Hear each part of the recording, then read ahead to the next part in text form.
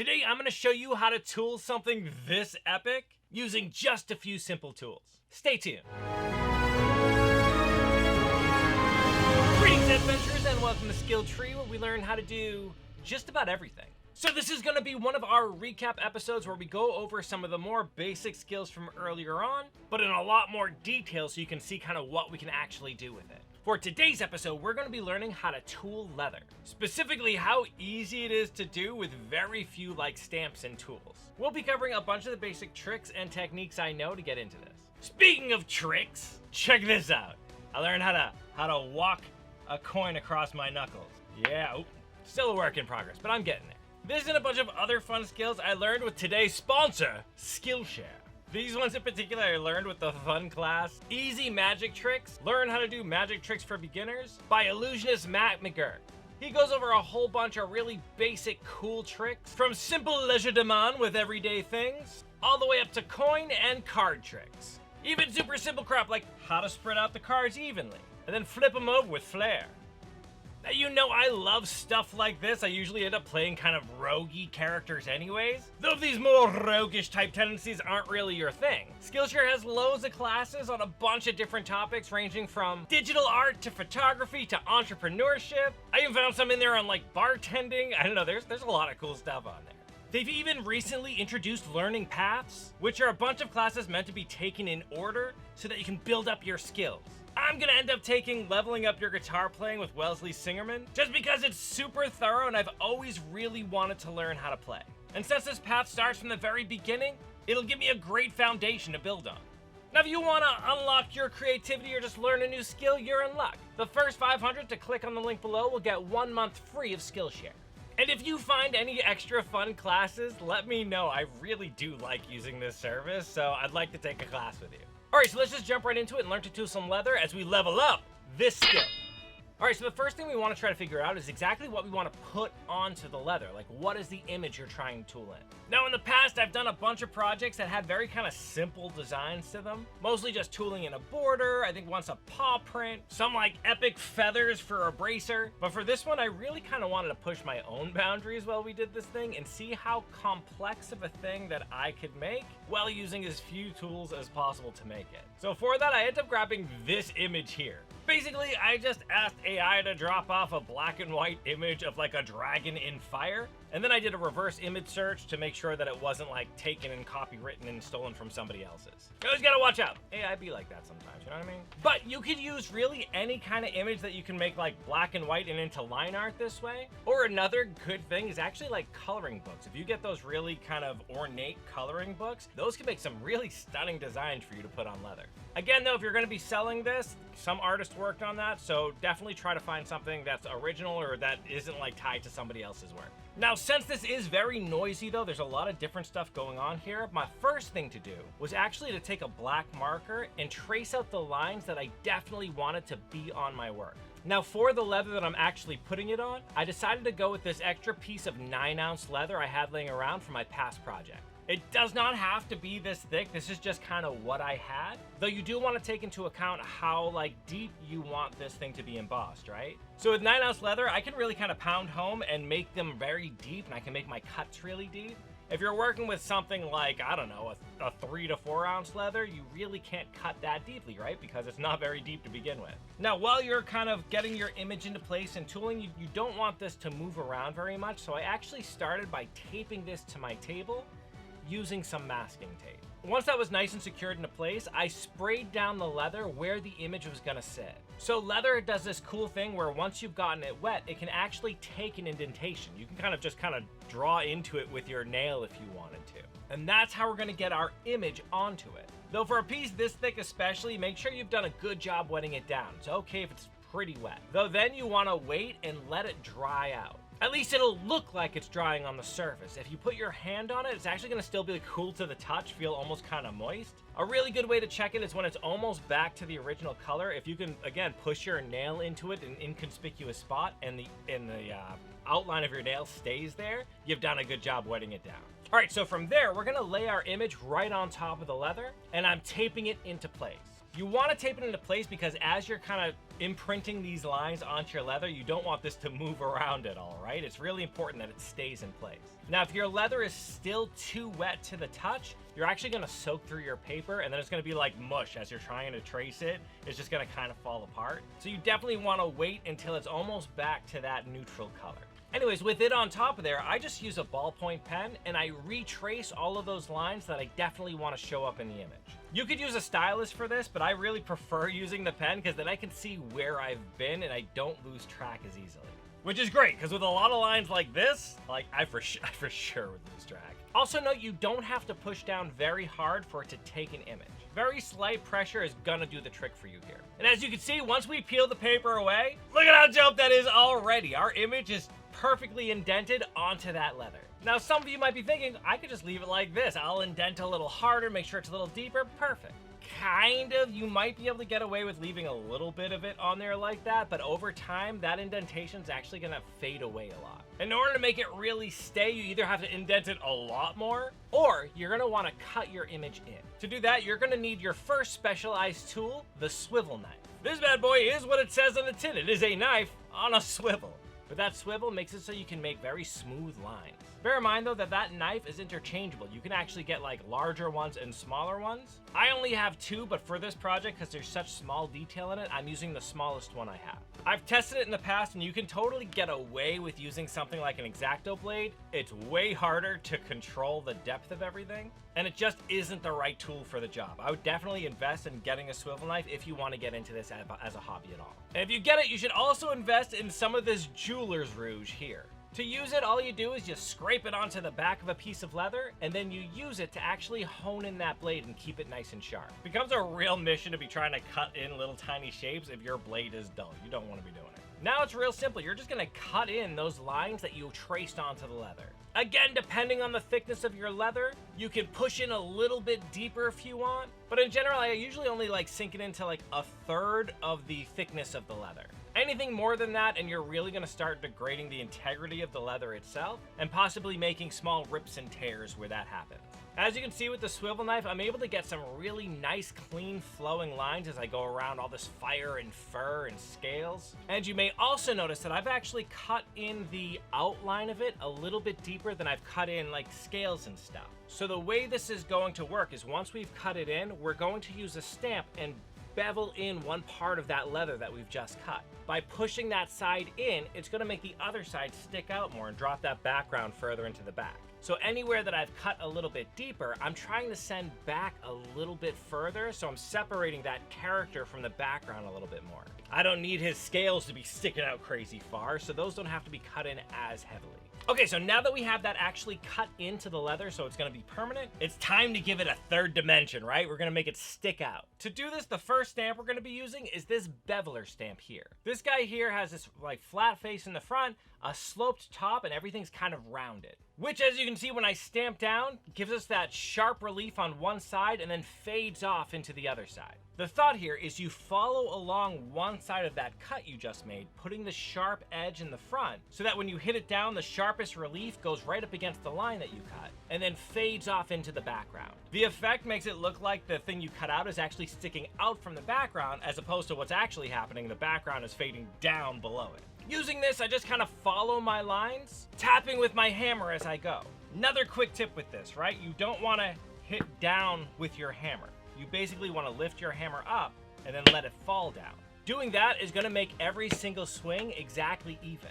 If you're trying to like push the hammer down into it, every one of those swings is going to be slightly different with pressure. And you're going to see that. That's going to translate to little wavy lines all as you go. In order to make it even, you're letting gravity do it, which means it's always going to be exactly the same because physics and gravity is consistent. If you want it to swing softer, you only lift it up a little bit. If you want it to swing harder, you lift it up higher and you let it fall down harder. Also bear in mind as you're using your beveler stamp is there's an order of operations to how things are like layered. So if I want to make it look like this piece of fur is over this piece of fur, I need to make sure that I'm turning my bevel stamp in the right direction to make that kind of fade into the background. Basically, whatever you want to be sticking out in the front, the sharp edge of your beveler should be tracing along that line, whereas in the smoother kind of rounded off side that slants down should be going towards the thing that should be behind. With a picture like this one, it can get kind of complex, as there's lots of little pieces of tufts and fur and whatever. But if you pay attention to it, the effect is really cool. Now the next stamp I'm going to be using for this project is actually this kind of rounded egg-shaped stamp here. This one apparently is called the pear shader. I just looked it up now. I never knew that, to be honest with you. But as you can see, it's kind of aptly named. It leaves this kind of pear-shaped here. Obviously, with the part that's protruding out the most is going to be the deepest, and then it kind of gently flares off to the side. This is great for spots kind of like the ear folds I have right here, giving me that nice kind of rounded shading area. Same with the nostril here, just kind of fits right in and adds that little deep bit that flares off and adds that shadow to it.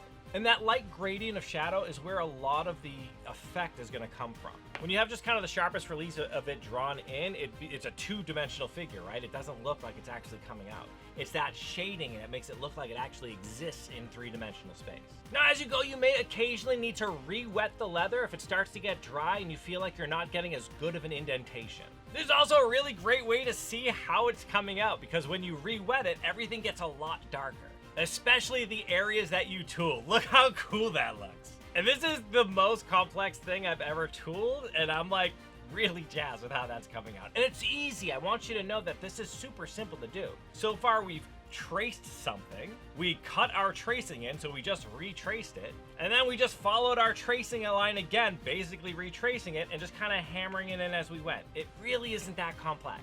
I promise you can do it. I really want you to give this a shot. Now, another thing to know while you're going through kind of beveling stuff, and I didn't realize it until doing this project, but you don't have to be super slavish to just following those lines. So if you look for this little fire piece right here, yes, I shaded in the line, but I also went a little bit past it. So when there isn't the cut there to make like a really deep relief, it actually fades out nice and easily, so it looks even less stark, and that shading kind of just tapers off into nothing. And I think that adds a lot of really cool texture and design to it. You can just kind of fill in little indents and stamps wherever you think it's needed or where it would look best. And doing that, look at how cool this looks. And so far we've used 3 tools, a swiveler, a bevel stamp, and our little pear shader. 4 if you want to include the mallet. That is not a crazy investment to learn how to do something that's really fun. Now, to add just a little bit more interest and texture to this, I decided to use my pear shader on all of the kind of background area to make this almost hammered metal appearance to it. In my head, if you were picturing like a fiery scene in the foreground, there's still like movement and heat waves and stuff in the background. At least to me, I think like that would be kind of a cool suggestion to put back there.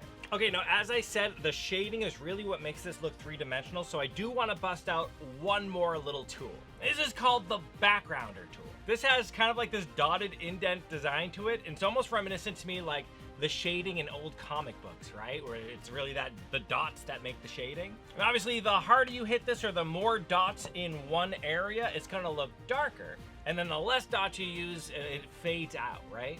Now I'm just going along this part and adding it to just the areas that I want to be the darkest. So just kind of in between the fingers, under some scales. And though it doesn't look like a lot with the bare leather, once we add some color to this, wherever there's those indents, the color's gonna stick a lot more, which means those areas are gonna end up being a lot darker. You'll see once we add like antique and stuff to this, but that'll make a little bit of a difference. Now for a final touch on this, because there's a lot of like fur and stuff, I just want to add little details. So for this, I just grabbed the sharpest thing I had next to me that wasn't a knife and just kind of carved in wispy little hairs. I'm not calling this a special tool because you can really do it with anything. Just anything that's sharp enough to kind of like indent very finely into the leather. It could be like needles or something. Now, a project like this, you can finish off any way you want to. For me, I just added this stamped border that I had to give myself a nice square guideline to go around, and then added a little bit more tooling just going up to that border. Then using my ruler, I just measured out how big I was gonna cut this thing out to be, and marked that off. Now, I decided to try something I'd never tried before and go a little bit extra with this. So I was thinking I'd really like something like the shoulder and maybe the nose area to stick out even a little bit further than everything else. So to accomplish this, I just went ahead and wet the heck out of this leather again, and then used my thumb to just push out from behind in those areas. You want to be really careful because as soon as you wet it, you make that leather mushy again, so if you're pushing against your tooling, you might muddy that up and make it disappear. So I was really careful to just push from the backside and not to push too hard. And this actually worked really well. It gave that shoulder just a little bit of a rounded three-dimensional look and made the nose look like it was sticking out just a little bit. It's not a lot, definitely not a huge difference, but I think it looked pretty cool. And there you have it, look at how great this thing came out. I am genuinely really pleased with this. For being such few tools and being such a complex design, it's again, the most complex design I've ever done, I really, really love how this came out. Now, just because I think it's part of the process here, I do really quickly want to show you how to dye something like this very fast. Now for it, I decided to make the background black just to make it fade back a little bit more. So I just loaded up some leather dye onto my brush here and started working it into the background. Basically, whenever you do this, you want to put your dye in the middle of the area because it's going to try to pool off to the sides and you don't want it to like get onto anything else. Remember, anything that dye touches is dyed. You're not going to undye it now. But once you've pulled it into the middle, you can then drag it out to the sides and slowly approach up to the other features in the design. This will make it so you can very carefully add it to the edges without it going over and dyeing things you don't want dyed. Now, once you dye a thing, there's usually like a powder or a film on the top of that dye that you need to wipe away, especially when you're doing more than one color dye because one will bleed into the other. So first, I just went in with a Q-tip and removed as much from the surface of the black as I could before going back in with a rag and clearing the rest off. As long as I'm not seeing it come like from the black onto the very edges of the thing I'm doing, then I know I'm in pretty good shape. If you want to be extra careful, you can add a resist in between your coats, but for this project, it didn't seem to be that big a deal. Next, I just wanted to add this red base coat to everything else. This is to be just a fiery hellscape, so that's what I was trying to get across here. Again, once I was sure that was covered up, I just kind of buffed away any of that top coat, and then I just went back in with some steel wool. Using steel wool very lightly over the surface is going to make everything that's up higher kind of get buffed out and lose a little bit of its color. Basically, you're making highlights stick out a little bit more. On this project, it ends up being subtle, but I very much have to do everything I can to separate this guy out from the background. Next, I went in with some gold paint and just added some highlights to my flames, as well as to my border to really separate everything out. Now with that as my base, I wanted to seal everything in before I went any further. So I used a resist, which helps lock in that dye and protect it from anything else that might go over the top. Which is good, because we want to make all of those little indentations and lines we just did stick out even more. So to do that, we're going to add what's called an antique. This stuff you just kind of pour over the top and you spread it out, making sure it gets into all the little nooks and crannies and lines. Then almost immediately you wipe it away. All of that pigment stays deep into those crevices, really making it all stand out. This goes a super long way to showing off all of the tooling you just worked hard for. Now to wrap this thing up, I just went back in, painted some white highlights, and then topped the whole thing off with gold. And check out how cool this looks. It is for sure getting the message across. I'm sure if I wanted to, I could add like more white highlights or different colors. You could really go to town over the top, adding paint to it, whatever you want to do. But this is a thing that you can 100% make with minimal investment. Super cool. And honestly, I mean, this looks cool. I really like the look of just the bare leather though, right? Like if you go back and you look at how it looked when it was just leather, something about that look I love so much. I still love this. This is really cool. But I don't know, I might do another one with just the leather. That's really cool. So there you have it. You now know how to tool leather, at least the basics of tooling leather. And as we level up this skill, we'll add to this and learn some more cool techniques. Actually, with that, I'm wondering if you guys could do me a solid. YouTube tells me that of the people who watch my stuff often, like 70-something% of you aren't actually subscribed.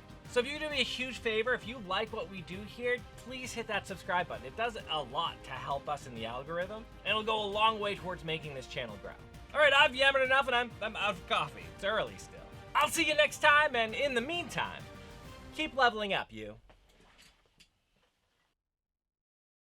You stay to the end screen. YouTube loves it when you do that. It's a fantastic way to support this channel. Another fantastic way to support this channel is by joining these people's noble ranks. These are our Patreon members, and without them, none of this happens. A huge thank you to our newest expert tier members, Tia Allshouse and Eric Enerson. Thank you all for upgrading your membership. That really is incredible to us. Everything we do, we invest back into Skill Tree and trying to grow this tree, make it better. So seriously, we appreciate just all that support. It means everything to us. If you like what we do here and you want to support us that way, you can consider joining our Patreon, link in the description below. Otherwise, you can share these videos, which is gigantic, that helps a lot too. Or watch one of these that YouTube thinks you'd like, and that'll help as well. I'm gonna keep practicing my little coin trick here. I got it. Damn it. It's coming. I got this.